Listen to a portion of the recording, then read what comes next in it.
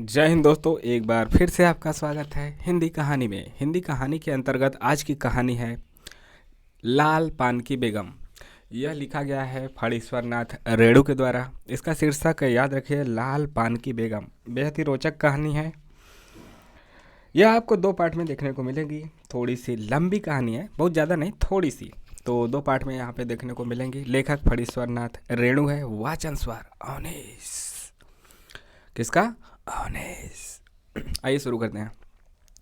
क्यों बिरजू की माँ नाच देखने नहीं जाएगी क्या? बिरजू की माँ शकरकंद उबाल कर बैठी मन ही मन कूड़ रही थी।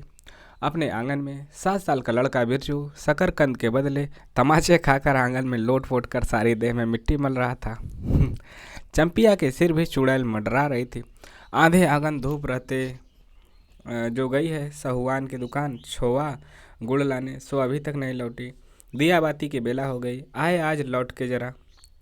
बागड़ बकरी की देह में कुकर माछी लगी थी, इसलिए बेचारा बागड़ रह रह कर कूद फात कर रहा था। बिरजू की माँ बागड़ पर मन का गुस्सा उतारने का बहाना ढूंढ कर निकाल चुकी थी। पिछवाड़े की मिर्च की फूली गांच बागड़ के सिवा और किसने कलेवा किया होगा। बागड़ को मारने के लिए वह मिट्टी का छोटा ढेला उठा चुकी थी कि पड़ोसिन मखनी फुआ की पुकार सुनाई पड़ी। क्यों बिरजू की माँ नाच देखने नहीं जाएगी क्या? क्या हुआ? बिरजू की माँ के आगे नाथ न पीछे पगहा। न हो तब न फुआ। बिरजू की माँ के आगे नाथ और पीछे पगहा, न हो तब न फुआ। गरम गुस्से में बोझी नुकीली बात फुआ की देह में धंस गई और बिरजू की माँ ने हाथ के ढेले को पास ही फेंक दिया।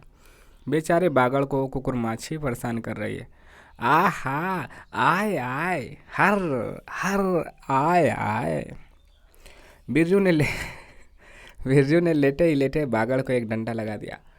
बिरजू की माँ की इच्छा हुई कि जाकर उसी डंडे से बिरजू का भूत भगा दे, किंतु नीम के पास खड़ी पन भरनियों यानी पानी भरने वाली की खिलखिलाहट सुनकर रुक गई।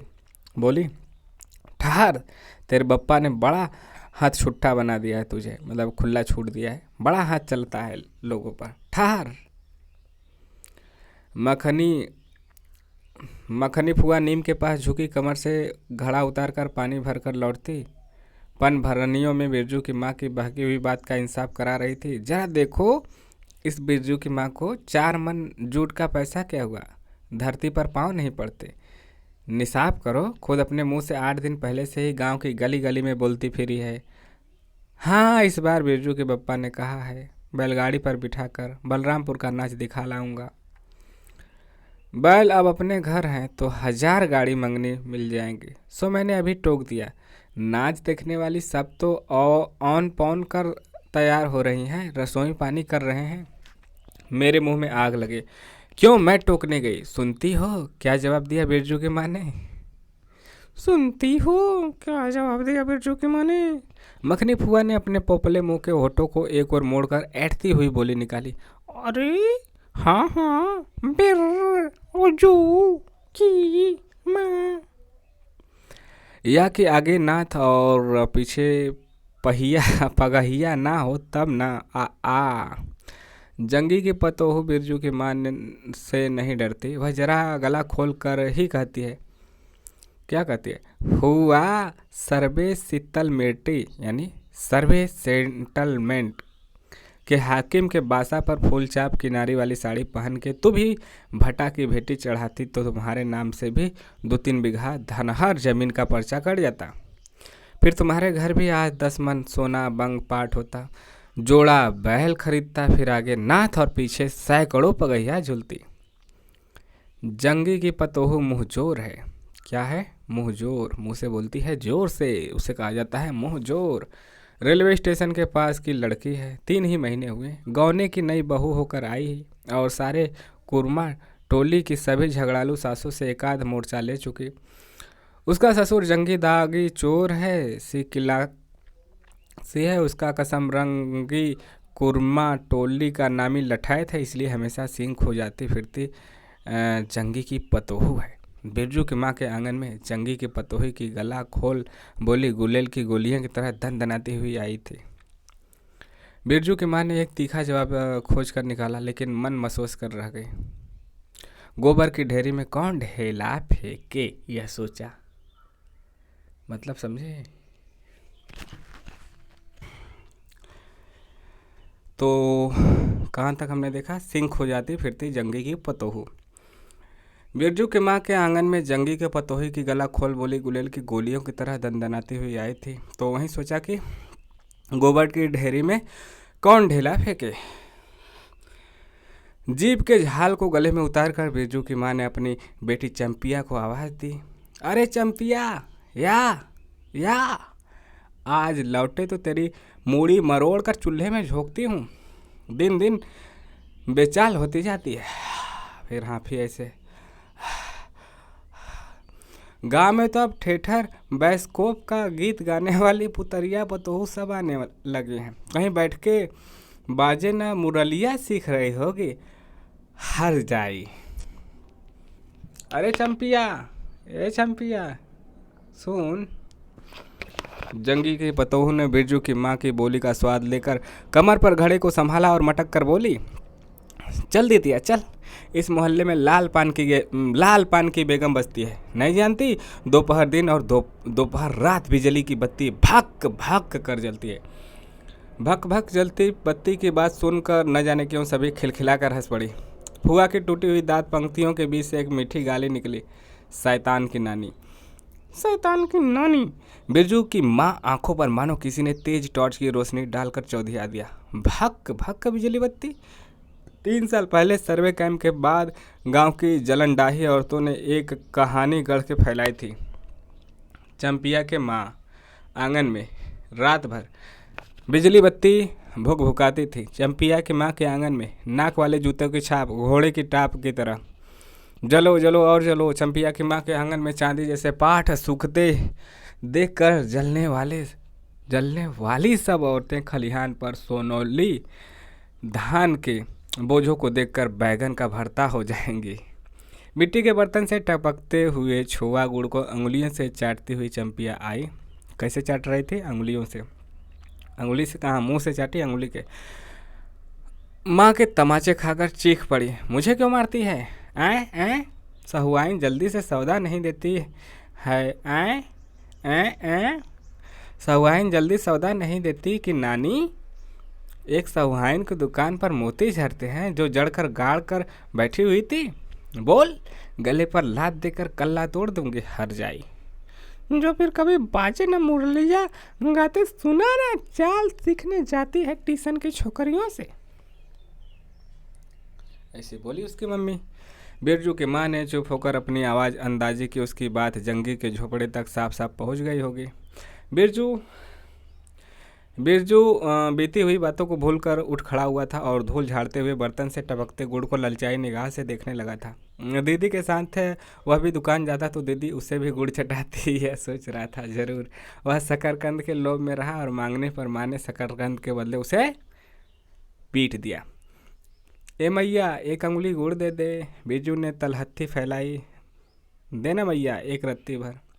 एक रत्ती क्यों? उठा के बर्तन को फेंक आती हूँ पिछवाड़े में, जाके चाटना। नहीं बनेगी मीठी रोटी? मीठी रोटी खाने का मुंह होता है। बिरजू की माँ ने उबले शकरकंद का सूप रोती हुई चंपिया के सामने रखते हुए कहा, बैठ के छिलके उतार, नहीं तो अभी मतलब कह के रुक गई, मतलब वही पिटाई वाली बात करती। 10 साल की चंपिया जानती है शकरकंद छीलते समय कम से कम 12 बार माँ उसे बाल पकड़कर झकझोरेगी, छोटी छोटी खोट निकालकर गालियाँ देगी। पाँव फैला के क्यों बैठी है उस तरह बेललजी? चंपिया माँ के गुस्से को जानती है। बिरजू ने इस मौके पर थोड़ी सी खुशामद करके देखा, मैया मैं भी बैठकर शकरकंद छीलूं?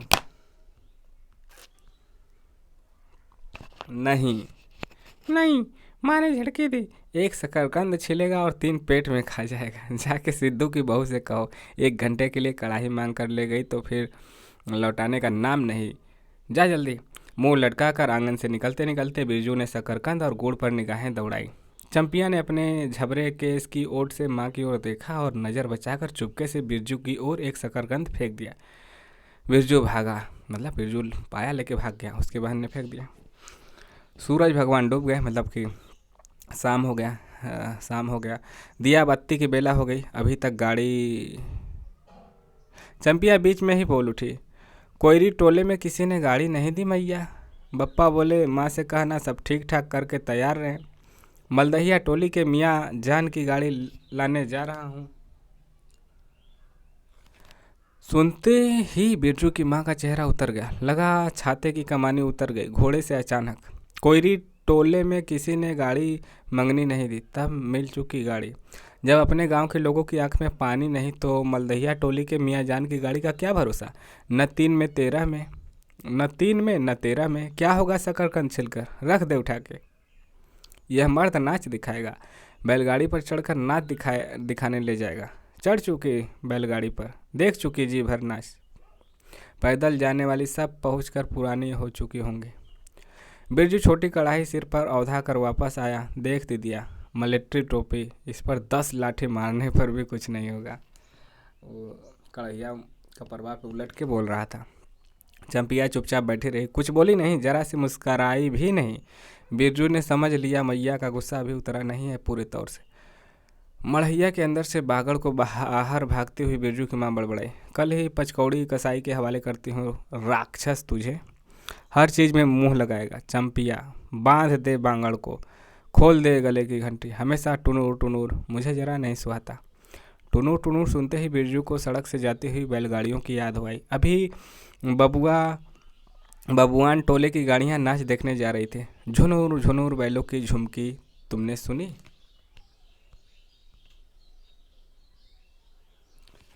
बेसी बक बक मत करो, मतलब ज़्यादा बक बक मत करो। बागड़ के गले से झुमकी खोलती बोली चंपिया। चंपिया डाल दे चूल्हे में पानी, बप्पा आवे तो कहना कि अपने उड़न जहाज पर चढ़कर नाच देखा मैं।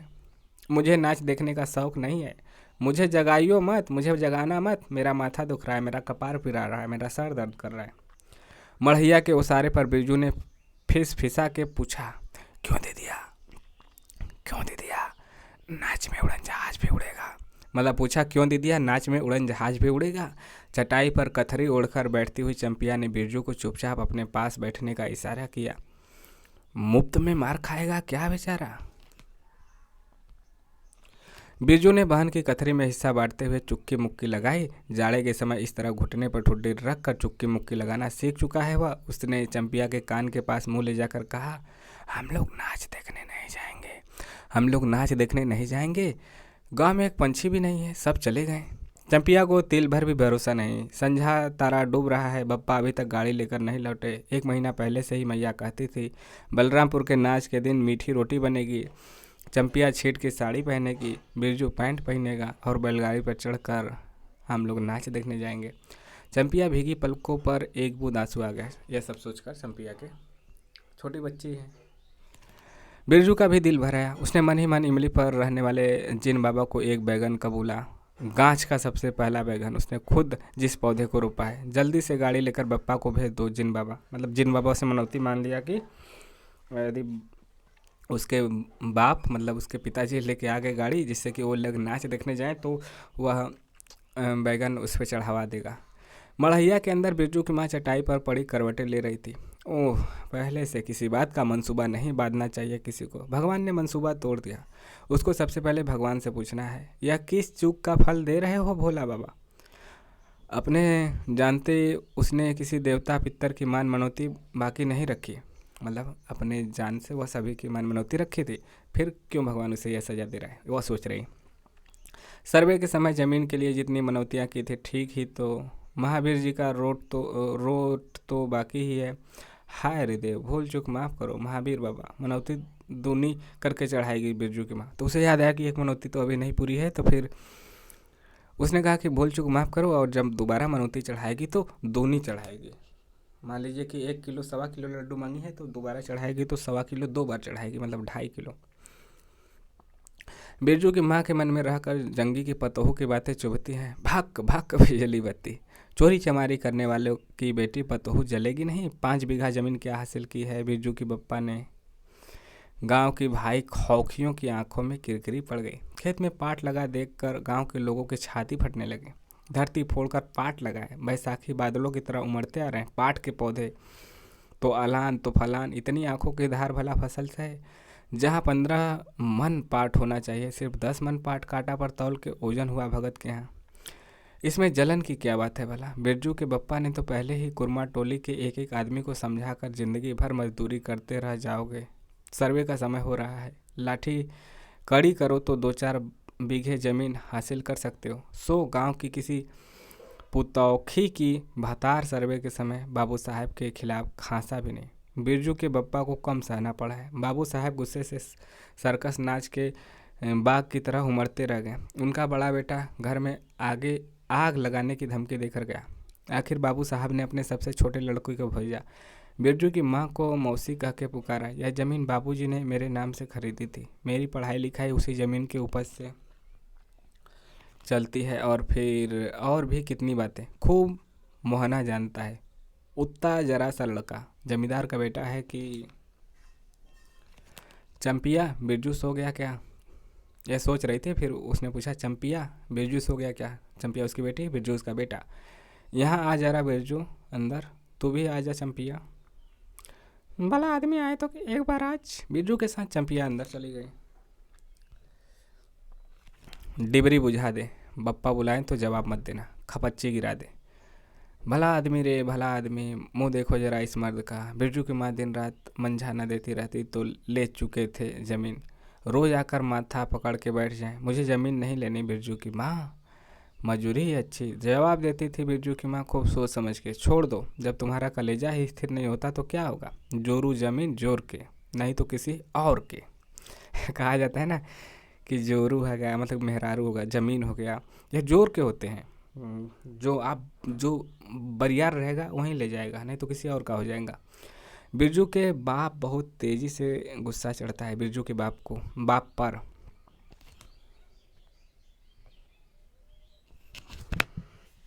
भला आदमी रे भला आदमी, मुँह देखो जरा इस मर्द का।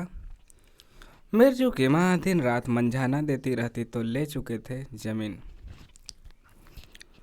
रोज आकर माथा पकड़ के बैठ जाए, मुझे ज़मीन नहीं लेनी है बिरजू की माँ, मजूरी ही अच्छी, जवाब देती थी बिरजू की माँ खूब सोच समझ के। छोड़ दो, जब तुम्हारा कलेजा ही स्थिर नहीं होता तो क्या होगा। जोरू ज़मीन का जोर के, नहीं तो जोरू ज़मीन जोर के, नहीं तो किसी और के। यहाँ तक हमने देख लिया। बिरजू के बाप बहुत तेज़ी से गुस्सा चढ़ता ही जाता था। बिरजू की माँ का भाग ही खराब है, जो ऐसा गोबर गरेस घर वाला उसे मिला। कौन सा शौक मौज दिया है उसके मर्द ने। कोल्हू के बैल की तरह खटकर सारी उम्र काट दी इसके यहाँ। कभी 1 पैसे की जलेबी भी लाकर दी है उसके खसम ने, यानी उसके पति ने। पाट का दाम भगत के यहाँ से लेकर बाहर ही बाहर बैल हट्टा चले गए। बिरजू की माँ को एक बार नमरी लोट देखने भी नहीं दिया आंख से। बैल खरीद लाए, उसी दिन से गांव में ढिढोरा पिटने लगे। बिरजू की माँ इस बार बैलगाड़ी पर चढ़कर जाएगी नाच देखने। दूसरी की गाड़ी से के भरोसे नाच दिखाएगा। अंत में उसे अपने आप पर क्रोध आया। ढिढोरा बहुत पहले से पीट दिया था कि बिरजू की माँ बैलगाड़ी से जाएगी। अब जब समय आए तो गायब है, दिखाने ही नहीं जा रहा है, मतलब गायब है। लेने गया है अभी तक आया ही नहीं। शाम होने आई, रात हो गई। वह खुद भी कुछ कम नहीं, उसके जीभ में आग लगे। बैलगाड़ी पर चढ़ के नाच देखने की लालसा किसी कुसमय में उसके मुंह से निकली थी, भगवान जाने। फिर आज मुंह से दोपहर तक किसी न किसी बहाने उसने 18 बार बैलगाड़ी पर नाच देखने की चर्चा छेड़ी है। लो खूब देख लो नाच। कथरी के नीचे दुसाले का सपना, कल भोरे पानी भरने के लिए जब जाएगी, पतली जीभ वाली पुतरिया सब हंसती आएंगी, हंसती जाएंगी। सभी जलते हैं उससे, हाँ भगवान। दाढ़ी जार भी, 2 बच्चों की माँ होकर भी वह जस की तस है। उसका घरवाला उसकी बात में रहता है। वह बालों में गरी का तेल डालती है, यानी कि कोकोनट, यानी कि नारियल। उसकी अपनी ज़मीन है किसी के पास 1 घूर ज़मीन भी अपने इस गांव में। जलेंगे नहीं, 3 बीघे में धान लगा हुआ है। अगहनी लोगों की बिकदिट से बचे तब तो। इतना सोच ही रही थी कि बाहर बैलों की घंटियां सुनाई पड़ी। तीनों सतर्क हो गए। कौन कौन? वहीं बिरजू की माँ, बिरजू और चंपिया। अपने ही बैलों की घंटी है, क्यों रे चंपिया? चंपिया और बिरजू ने प्राह एक साथ ही कहा, ऊहू ऊहू ऊहू हूँ हूँ हूँ हूँ। चुप, बिरजू की माँ ने फिसफिसा कर कहा, शायद गाड़ी भी है, घड़घड़ाती है ना। फिर उन दोनों ने कहा, ऊहू ऊहू ऊहू। दोनों ने फिर हुंकारी भरी, हाँ हूँ हूँ हूँ ऊहू। चुप, गाड़ी नहीं है, तू चुपके से टट्टी में से छेद करके देख तो आ चंपी, देख। अरे चंपी, जाके देख तो आ, भाग के आ चुपके चुपके। चंपिया चंपिया बिल्ली की तरह हौले हौले पाँव से टट्टी के छेद से झांक आई। हाँ मैया, गाड़ी भी है। बिरजू हड़बड़ा कर उठ बैठा। उसकी माँ ने उसका हाथ पकड़कर सुला दिया। बोले मत। चंपिया भी गुदड़ी के नीचे घुस गई। बाहर बैलगाड़ी खोलने की आवाज़ आई। बिरजू के बाप ने बैलों को जोर से डांटा। हा हा, आ गए घर। घर आने के लिए छाती फटी जाती थी। बिरजू की माँ ताड़ गई। जरूर मलदहिया टोली में गांजे की चिलम चढ़ रही थी। आवाज़ तो बड़ी खनखनाती हुई निकल रहे थे। चंपिया, हाँ, बाहर से पुकार कर कहा उसके बाप ने। बैलों को घास दे दे चंपिया। अंदर से कोई जवाब नहीं आया। चंपिया के बाप ने आंगन में आकर देखा तो न रोशनी, न चिराग, न चूल्हे में आग। बात क्या है? नाच देखने उतावली होकर पैदल ही चली गई क्या? उसका बाप सोच रहा है। बहुत रात को लाया ना, बहुत। वह सुबह जोती रही, दोपहर जोती रही, शाम को जोती रही, रात हो गई, नहीं आया तो क्या करे। बिरजू के गले में खसखसाहट हुई और उसने रोकने की पूरी कोशिश भी की, लेकिन खांसी जब शुरू हुई तो पूरे 5 मिनट तक खांसता रहा। कैसे? ऐसे मतलब खांसी आप रोकोगे तो रुकेगा नहीं, नहीं रुकेगा। छींक नहीं रुकेगी, ये सब रुकने वाली चीज़ नहीं है। कितना रुकोगे? बिरजू, बेटा ब्रिजमोहन। बिरजू का असली नाम ब्रिजमोहन था, तो बाप ने उसके पुकारा, बिरजू, बेटा ब्रिजमोहन। बिरजू के बाप ने पुचकार कर बुलाया। मैं यहाँ गुस्से के मारे सो गई क्या? अरे अभी तो लोग जा ही रहे हैं। बिरजू के माँ के मन में आया कि कस कर जवाब दे, नहीं देखना है नाच, नहीं देखना है नाच, लौटा दो गाड़ी। चंपिया उठती क्यों नहीं? ले धान का पचसीख रख दे। धान की बालियों का छोटा झब्बा झोपड़े के ओसरे पर रख कर उसने कहा, दिया बालो। बिरजू की माँ उठकर ओसारे पर आए। 1.5 पहर रात को गाड़ी लाने की क्या ज़रूरत थी? यानी कि एक पहर बीत गया 9 बजे, आधा पहर और बीत गया, मतलब 10 बज गया, लगभग 10 से के आसपास। नाच तो अब खत्म हो रहा होगा। डिबरी की रोशनी में धान की बालियों का रंग देखते ही बिरजू की माँ के मन का सब मैल दूर हो गया। धानी रंग की उसकी आंखों से उतरकर रोम रोम में घुल गया। नाच अभी शुरू भी नहीं हुआ होगा। अभी अभी बलमपुर के बाबू की सपनी गाड़ी मोहनपुर होटल बंगला से हाकिम साहब को लानी गई है। इस साल आखिरी नाच है। 25 टट्टी में खोज दे। अपने खेत का है। अपने खेत का? हुलसती हुई बिरजू की माँ ने पूछा। पक गए धान? नहीं, 10 दिन में अगहन चढ़ते चढ़ते लाल होकर झुक जाएंगी सारी खेत की बालियाँ। मलदहिया टोली पर जा रहा था, अपने खेत में धान देखकर आंखें जुड़ा गई। सच कहता हूँ, 25 तोड़ते समय उंगलियां कांप रही थी मेरी। बिरजू ने धान की एक बाली से एक धान लेकर मुंह में डाल लिया और उसकी माँ ने एक हल्की डांट दी। कैसा लुक्कड़ है तू रे? इन दुश्मनों के मारे कोई नेम धर्म बचे। क्या हुआ, डांटती क्यों? नवान के पहले ही नया धान जुठा दिया, देखते नहीं? अरे इन लोगों का सब कुछ माफ़ है। चिराई चुरमुन, हाँ ये लोग दोनों के मुंह में नवान के पहले नया अन्न न पड़े। इसके बाद चंपिया ने भी धान की बाली से 2 धान लेकर दांतों तले दबाया। ओ मैया, इतना मीठा चावल, और गमकता भी है न दे दिया। बिरजू ने फिर मुंह में धान लिया। रोटी पोटी तैयार कर चुकी क्या? बिरजू के बाप ने मुस्कुराकर पूछा। नहीं, मान भरे सुर में बोली बिरजू की माँ। जाने का ठीक ठिकाना नहीं और रोटी बनाती? वाह, खूब हो तुम लोग। जिसके पास बैल है उसे गाड़ी मंगनी नहीं मिलेगी भला? गाड़ी वालों को भी कभी बैल की ज़रूरत होगी? पूछूंगा तो कोयरी टोला वालों से। ले जल्दी से रोटी बना ले, देर नहीं होगी। अरे टोकरी भर रोटी तो तू पलक मारते बना देती है, 5 रोटियां बनाने में कितनी देर लगेगी। अब बिरजू के माँ के होठों पर मुस्कुराहट खुलकर खिलने लगी। उसकी नज़र बचा कर देखा, बिरजू का बप्पा उसकी एक और एकटक निहार रहा है। चंपिया और बिरजू ना होते तो मन की बात हंसकर खोलने में देर न लगती। चंपिया और बिरजू ने एक दूसरे को देखा और खुशी से उनके चेहरे जगमगा उठे। मैया बेकार गुस्सा हो रही थी ना। चंपी जरा घायल सार में खड़ी होकर मखनी फुआ को आवाज़ दे दे, ए फुआ, ए फुआ, सुनती हो फुआ, मैया बुला रही है। फुआ ने कोई जवाब नहीं दिया, किंतु उसकी बड़बड़ाहट स्पष्ट सुनाई पड़ी। हाँ, अब फुआ को क्यों गुहारती है? सारे टोले में बस एक फुआ ही तो बिना नाथ और पगहिया वाली है। अरे फुआ, बिरजू की माँ ने हंसकर जवाब दिया। उस समय बुरा मान गई थी क्या? नाथ पगहिया वाले को आकर देखो, दोपहर रात में गाड़ी लेकर आए हैं। आ जाओ फुआ, मैं मीठी रोटी पकाना नहीं जानती। फुआ कांखती खांसती आई। आह आह इसी के घड़ी पहर दिन रहते हैं। पूछ रही थी कि नाच देखने जाएगी क्या? कहती तो मैं पहले से ही अपनी अंगीठी यहाँ सुलगा जाती। बिरजू की माँ ने फुआ को अंगीठी दिखला दी और कहा, घर में अनाज दाना वगैरह तो कुछ है नहीं, एक बांगड़ है और कुछ बर्तन बासन है, सो रात भर के लिए यहाँ तंबाकू रख जाती हूँ। अपना हुक्का ले आई हो न फुआ? फुआ को तंबाकू मिल जाए तो रात भर क्या 5 रात बैठकर जाग सकती है। तंबाकू बाज है फुआ। फुआ ने अंधेरे में टटोल कर तंबाकू का अंदाजा किया। ओहो, हाथ खोलकर तंबाकू रखा है बिरजू की माँ ने, और एक वह है सहुआइन, राम कहो। उस रात को अफीम की गोली की तरह एक मटर भर तंबाकू रख कर चली गई गुलाब बाग में ले, और कह गई कि डिब्बी भर तंबाकू है। मटर के बराबर रख के कह गई कि डिब्बी भर तंबाकू है। अब कंडाल में खाली मटर रख दोगे तो ये थोड़ी हो जाएगा कि एक कंडाल तंबाकू है।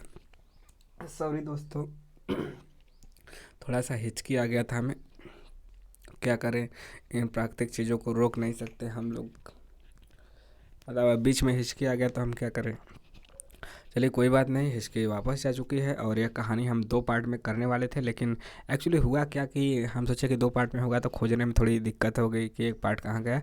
तो इसको हम एक ही बार में समाप्त करते हैं। जब हम चंद कुछ पल ही रह गए हैं, जब आपका 5-7 मिनट और लगेगा समाप्त हो जाएगा कहानी, तो हम इसको अब समाप्त करके ही मानते हैं। चलिए आगे देखते हैं कहानी। बिरजू की माँ चूल्हा सुलगाने लगी। चंपिया ने शकरकंद को मसल कर गोले बनाए और बिरजू सिर पर कढ़ाई औंधा कर अपने बाप को दिखलाने लगा। मलेटरी टोपी, मलेटरी टोपी, इस पर 10 लाठी मारने पर भी कुछ नहीं होगा। सभी ठठा कर हंस पड़े। बिरजू की माँ हंसकर बोली, ताखे पर 3-4 मोटे शकरकंद है, दे दे बिरजू को। चंपिया, बेचारा शाम से ही, बेचारा मत कहो मैया, खूब सचारा है। अब चंपिया चाहने लगे। तुम क्या जानो कथरी के नीचे मुंह क्यों चल रहा था बाबू साहब का। ही हंसा। बिरजू बिरजू के टूटे दूध के दांतों की फाक सी बोली निकली, ब्लैक मार्टिन में 5 शकरकंद खा लिया। हा हा हा। सभी फिर ठठाकर हंस पड़े। बिरजू की माँ ने फुआ का मन रखने के लिए पूछा, एक कनवा गुड़ है, आधा दो फुआ। फुआ ने गदगद होकर कहा, अरे शकरकंद तो खुद मीठा होता है, उतना क्यों डालेगी। जब तक दोनों बैल दाना घास खाकर एक दूसरे की देह को जीभ से चाटे, बिरजू की माँ तैयार हो गई। चंपिया ने छीट की साड़ी पहनी और बिरजू बटन के अभाव में पैंट पर पटसन की डोरी बांधने लगा। मतलब उसके पैंट में बटन नहीं था तो वो डोरी बांधा था पटसन वाला, वो रस्सी से। बिरजू की माँ ने आंगन से निकल गांव की ओर कान लगाकर सुनने की चेष्टा की। ओहो, इतनी देर भला पैदल जाने वाले रुके रहेंगे। पूर्णिमा का यह चाँद सिर पर आ गया है, यानी पूर्णमासी था उस दिन। बिरजू की माँ ने असली रूपा का मांग टीका पहना है आज पहली बार। बिरजू के बप्पा को हो क्या गया है, गाड़ी जोतता क्यों नहीं, मुंह की ओर एकटक देख रहा है, मानो नाच की लाल पान की बेगम। गाड़ी पर बैठते ही बिरजू की माँ की देह में एक अजीब गुदगुदी लगने लगी। उसने बांस की बल्ली को पकड़कर कहा, गाड़ी पर अभी बहुत जगह है, जरा दाहिनी सड़क से गाड़ी हाँकना। बैल जब दौड़ने लगे, पहिया चूँ चूँ चूँ चूँ करके घरघराने लगा तो बिरजू से नहीं रहा गया। उड़न जहाज की तरह उड़ाओ बप्पा। गाड़ी जंगी के पिछवाड़े पहुंची। बिरजू की माँ ने कहा, जरा जंगी से पूछो ना, उसकी पतोहू नाच देखने चली गई क्या। गाड़ी रुकते ही जंगी के झोपड़े से आती हुई रोने की आवाज़ स्पष्ट हो गई। बिरजू के पप्पा ने पूछा, अरे जंगी भाई, काहे कन्न रोहट हो रहा है आंगन में। जंगी घूर ताप रहा था। बोला, क्या पूछते हो, रंगी बलरामपुर से लौटा नहीं, पतोहिया नाच देखने कैसे जाए। आसरा देखते देखते उधर गांव की सभी औरतें चली गई और वो रो रही है। अरे टेंशन वाली तो रोती है काहे, टीसन वाली। बिरजू की माँ ने पुकार कर कहा, आजा झट से कपड़ा पहनकर, साड़ी सारी गाड़ी पड़ी हुई है बेचारी, आ जल्दी, खाली है गाड़ी। बगल के झोपड़े से राधा की बेटी सुनरी ने कहा, काकी गाड़ी में जगह है, मैं भी जाऊंगी। बांस की झाड़ी के उस पार लरेना खवास का घर है, उसकी बहू भी नहीं गई। गिलट का झुमकी कड़ा पहनकर झमकती आ रही है। आजा, बाकी रह गई है, सब आ जाए जल्दी। जंगी की पतोहू, लरेना की बीबी, राधे की बेटी सुनरी तीनों गाड़ी के पास आई। बैल ने पिछला पैर फेंका। बिरजू के बाप ने एक भद्दी गाली दी, साला लताड़ मारकर लंगड़ी बनाएगा पतोहू को। सभी ठठाकर कर हंस पड़े। बिरजू के बाप ने घूंघट में झुकी दोनों पतोहुओं को देखा। अच्छा देख ले लेस। उसे अपने खेत की झुकी हुई बालियों की याद आ गई। अच्छा हाँ, ऐसे पतोहू भी सर झुकाए रहते हैं और धान का जब बाल पक जाता है तो वो भी सर झुकाया रहता है। जंगी के पतोहू का गौना तीन महीने पहले ही हुआ है। गौने की रंगीन साड़ी से कड़वे तेल और लठवा सिंदूर की गंध आ रही है। बिरजू की माँ को अपने गौनों की याद आई। उसने कपड़े की गठरी से 3 मीठी रोटियां निकाल कर कहा, खा ले एक एक करके, सिमराह के सरकारी कूप में पानी पी लेना। गाड़ी गांव से बाहर होकर धान के खेतों के बगल से जाने लगी। चांदनी कार्तिक की रात थी। खेतों से धान के झड़ते फूलों की गंध आती थी। बांस की झाड़ी में कहीं दुद्धि की लता फूली है। जंगी की पतोहू ने एक बीड़ी सुलगाकर बिरजू की माँ की ओर बढ़ाई। अच्छा, बीड़ी बीड़ी बाज थी उसकी पतोहू। बिरजू की माँ को अचानक याद आई, चंपिया, सुनरी, लरेना की बीबी और जंगी के पतोहू, ये चारों ही गांव में बाइस्कोप का गीत गाना जानती है खूब। गाड़ी की लीक धन खेतों के बीच होकर गई। धान के खेतों से चारों ओर गौने की साड़ी की खसखसाहट जैसी आवाज़ होती है। बिरजू की माँ के माथे के मंग टीके पर चांदनी छिटकती है। अच्छा, अब एक बाइस्कोप का गीत गा तो चंपिया, डरती है काहे, जहाँ भूल जाओगी बगल में मास्टरनी बैठी ही है। दोनों पतोहुओं ने तो नहीं, किंतु चंपिया और सुनरी ने खखार कर गला साफ किया। कैसे साफ ऐसे किए। बिरजू के बाप ने बैलों को ललकारा, चल भैया और चरा जोर जोर से, गा रे चंपिया, नहीं तो मैं बैलों को धीरे धीरे चलने को कहूँगा। जंगी के पतोहू ने चंपिया के कान के पास घूंघट ले जाकर कुछ कहा और चंपिया ने धीमे से शुरू किया, चंदा की चांदनी, यही वाला शुरू किया। अब हमारे थोड़ी आवत है कि हम गायब, अब पूरा गाना दे लेना अभी। बिरजू को गोद में लेकर बैठी उसकी माँ की इच्छा हुई कि वह भी साथ साथ गीत गाए। अच्छा, माँ के अंदर भी इच्छा हुई। बिरजू की माँ ने जंगी के पतोहू को देखा, धीरे धीरे गुनगुना रही है वह भी। कितनी प्यारी पतोहू है। गौने की साड़ी से एक खास किस्म की गंध निकलती है। हाँ, गौने की साड़ी, नया नया साड़ी महकता है। नई नई दुल्हन आती है तो महकता है साड़ी उड़ी। आप सुने देखे होंगे ज़रूर है, नई नई साड़ी, नई नई पतोहू। ठीक ही तो कहा है उसने। बिरजू की माँ बेगम है, लाल पान की बेगम। अच्छा, लाल पान की बेगम जो इसका शीर्षक है, तो यहाँ पे यह देखने को है। ठीक ही तो कहती है उसने, बिरजू की माँ बेगम है, लाल पान की बेगम। यह तो कोई बुरी बात नहीं। हाँ, वह सचमुच लाल पान की बेगम है। बिरजू की माँ ने अपनी नाक पर दोनों आंखों को केंद्रित करने की चेष्टा की। बिरजू की माँ ने अपने नाक पर, अच्छा, अपने आँख से अपने नाक को देखो, तो वैसा ही देख रही थी बिरजू की माँ।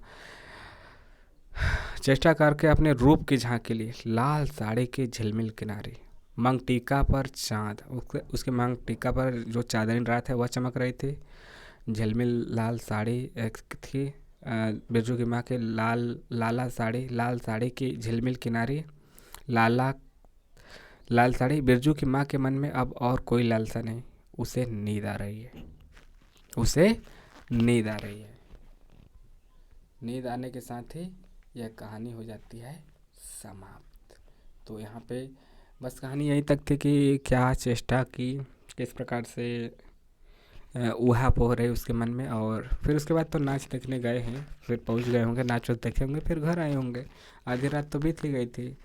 तो इस प्रकार से 2-3 पतोह नहीं जा पाए थे, तो वो भी चली गई उनके साथ। तो यही रही। और उसको कहा गया लाल पान की बेगम, लाल साड़ी पहनी थी। फिर सभी को जो जो नहीं गए थे उनको भी लेके गई। तो इस प्रकार से यह लाल पान की बेगम यह कहानी समाप्त हुई। आपको कैसा लगा यह वाचन स्वर और इस कहानी का क्या उद्देश्य आपको लगा? अच्छा लगा हो तो जैसा भी आपको लगा कमेंट के माध्यम से ज़रूर बताइए। अपने सुझाव और शिकायत देते रहिए ताकि और भी स्टोरी इसी प्रकार से हम आगे लाते रहें। आपको कैसा लगा ज़रूर बताइएगा। मिलेंगे नेक्स्ट ऑडियो वीडियो प्रोग्राम में। तब तक के लिए जय हिंद, जय भारत। अच्छा लगता हो तो लाइक, शेयर और सब्सक्राइब करना ना भूलें। मिलेंगे नेक्स्ट वीडियो में। जय हिंद, जय भारत। अंध के चांदनी